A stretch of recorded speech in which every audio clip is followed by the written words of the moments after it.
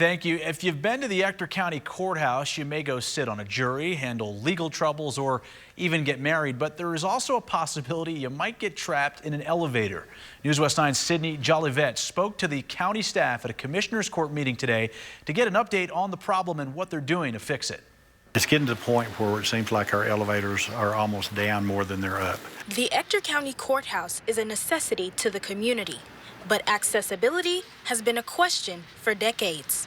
On Tuesday, Director of Building Maintenance Billy Kerrigan requested that the Ector County Commissioners upgrade the elevators for a price tag of nearly $1 million. We need the elevators at the courthouse for the jurors that comes to, serve on the juries in the trials.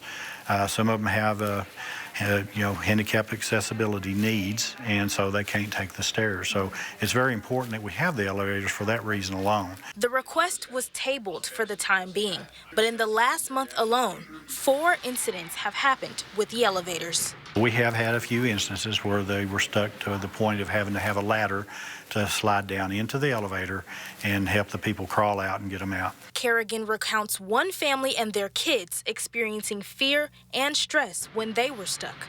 However, safety precautions and procedures are in place. Deputy sheriffs at the courthouse that, they actually do that when it happens. We have a fire alarm on the elevator, so if somebody gets trapped, they push the alarm button, it signals the signal, notifies, the deputies on duty. Normally there's deputies right there in front of the elevator. Even though the request was not approved at court on Tuesday, that doesn't mean it is off the commissioner's radar. We will be coming into a budget session, in October.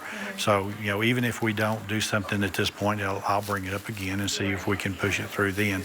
But, we do have to be very careful about how we spend the money and where we get that money from for the projects that we do in the county. Kerrigan said that bringing up the possibility of an upgrade is just the first step in alleviating the problems the court has. And because the courthouse is not the only county building that needs assistance, all they can do for now is continue their routine repairs. In Ector County, I'm Sydney Jolivet for News West 9.